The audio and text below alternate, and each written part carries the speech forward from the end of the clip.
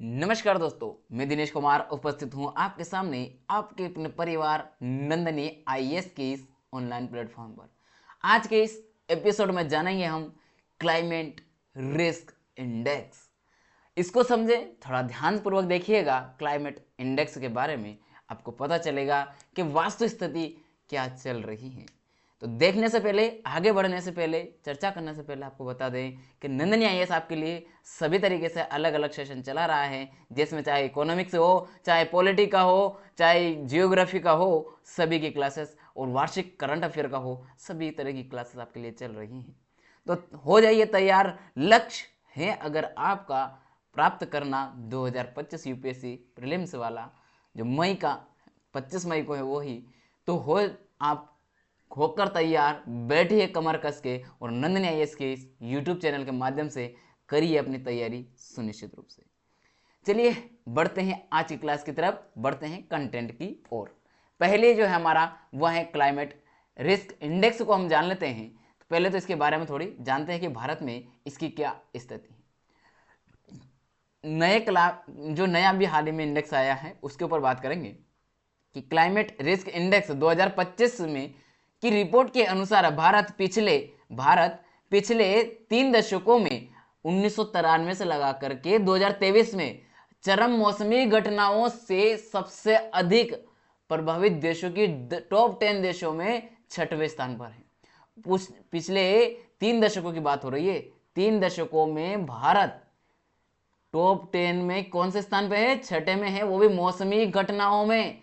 Extreme weather event जो हो रहे हैं, हमारा मौसमी घटनाएं हो रही हैं, उनमें भारत कहाँ है? 6ठे स्थान पर। वो चरम स्थिति पे, समझना प्रयास कीजिए आप।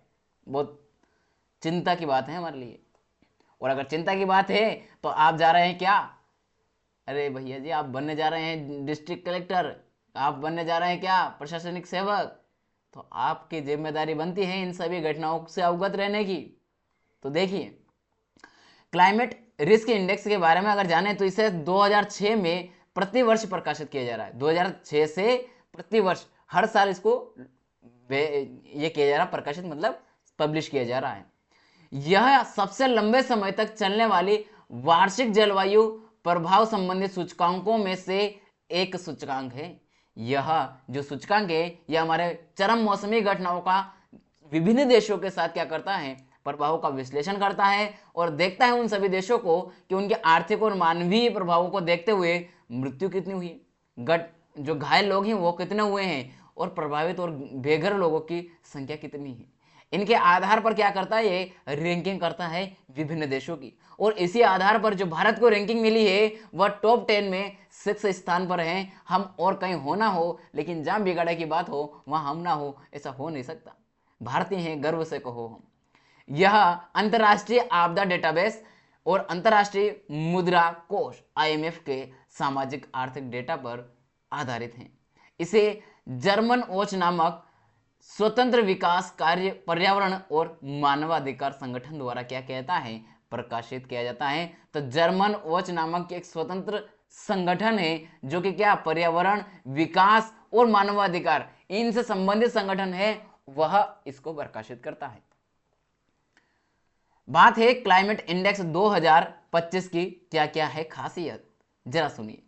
भारत 1993 से लगा करके 2022 के बीच में सबसे अधिक प्रभावित जो 10 देश है पूरे विश्व में, उसमें भारत भी शामिल है।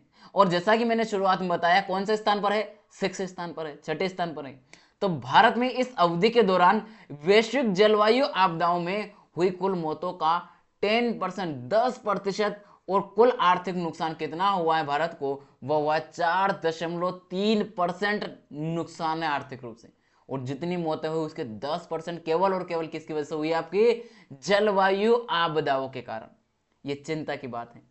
कैसे हम शांत बैठे, कैसे हम शांत रहें? भारत क्लाइमेट रिस्क इंडेक्स 2025 में 6ठे स्थान पर रहा, जो जलवायु संकट के प्रति उसकी संवेदनशीलता को दर्शाता है। अगली बात है वह है क्लाइमेट रिस्क इंडेक्स 2025 की मुख्य बातें। भारत से आगे डोमिनिका, चीन, होंडुरास, म्यांमार और इटली को स्थान प्राप्त हुआ है। तो ये एक पहले, दूसरा, तीसरा, ये चौथा हो गया, ये पांचवा हो गया, और हम आगे छठे पे कौन आ गया? भारत स्वयं आ गया है। भारत स्वयं आ गया छठे पर। ये हमसे आगे 5 और हैं, जहाँ आपको डोमिनिका हो सकता है पहली बार नाम सुन रहे हो, चीन का तो सुनते होगा, होंडुरास पहली बार नाम सुन रहे हो आप, म्यांमार का सुना, इटली का सुना, लेकिन ये 2 देश तो ऐसे हैं कि बहुत कम लोग इनको जानते हैं। भारत में 400 से अधिक चरम मौसमी घटनाएं हुई है। ये हमारे लिए चिंता की बात है, जिनसे क्या हुआ? हमें $180 बिलियन का नुकसान हुआ। $180 बिलियन की घटना, मतलब लॉस झेलना हल्की फुल्की बात नहीं है। और लगभग 80,000 लोगों की क्या हुई है? भारत में बाढ़, लू और चक्रवातों के कारण क्या हुई? प्रभाव के कारण प्रभाव झेलना पड़ा या मृत्यु हुई। किसी को प्रभाव झेलना पड़ा तो किसी की 80,000 लोगों की तो मृत्यु हो गई डायरेक्ट। 1993, 98 और 2013 में विनाशकारी बाढ़ हमारे लिए बहुत ही दयनीय रही। 2002, 2003 और 2015 की भीषण लू ने भी काफी हमारे लिए इफेक्ट डाला, क्लाइमेट चेंज को लेकर के बहुत नुकसान करवाया है। निष्कर्ष में हम कह सकते हैं कि यह रिपोर्ट भारत की जलवायु संवेदनशीलता को उजागर करती है और यह दर्शाने का प्रयास करती है कि भारत के ऊपर जलवायु परिवर्तन के प्रभावों से बचने के लिए क्या क्या करना चाहिए, आपदा प्रबंधन और अनुकूल रणनीतियों की आवश्यकता महसूस की जा रही है। और अगर ये नहीं अपनाई तो हमें ये जो आंकड़े हैं ये और वृद्धि को और देखने को मिलेगा, क्योंकि आप सभी को पता है जनसंख्या के मामले में हम आगे बढ़ते चले जा रहे हैं। और यूं देखा जाए तो हम विश्व में पहले नंबर पर पहुंच जरूर गए जनसंख्या में, लेकिन अगर हम आगे इन जनसंख्या को बचाने का प्रयास नहीं करेंगे तो कहीं ना कहीं हमें इनके नेगेटिव रिजल्ट भी इस तरीके की जलवायु परिवर्तन घटनाओं से भी हमें देखने को मिल सकता है। तो यह हमारे लिए बड़ी चिंता की बात है, क्योंकि हम आगे चल के प्रशासनिक अधिकारी जो बनने जा रहे हैं। यह रही हमारी आज की क्लास। इसमें अगर आपने अभी तक चैनल को सब्सक्राइब नहीं किया है फिर भी तो कर लीजिए। अपने दोस्तों को शेयर नहीं किया है जिससे आप चैटिंग करते हो डेली और उसी को पीछे रख दे रहे हो, अरे भाई उसको भी तो पास करवाइए, तो उसको शेयर कीजिए। और कैसी लग रही है क्लास कमेंट बॉक्स में कमेंट अवश्य कीजिएगा। और आप सभी को बताना है, सुझाव देना आपका कि क्या किया जाए ताकि और अच्छे से सरकार इसके ऊपर करे। आपके क्या विचार है वह भी रखिएगा कमेंट बॉक्स में। सब्सक्राइब कर रहिएगा चैनल को, बेल आइकन ऑन कर दीजिएगा ताकि सबसे पहले आपको अपडेट मिले। और वीडियो को लाइक जरूर कीजिएगा, क्योंकि आपका लाइक ही मुझे और अच्छे अट्रैक्टिव वीडियो बनाने के लिए और अच्छी खबरें जो आपकी परीक्षा की दृष्टि से महत्वपूर्ण है वे सब लाने के लिए प्रेरित करती हैं। चलिए मिलेंगे अगली क्लास में, तब तक के लिए जय हिंद, जय भारत।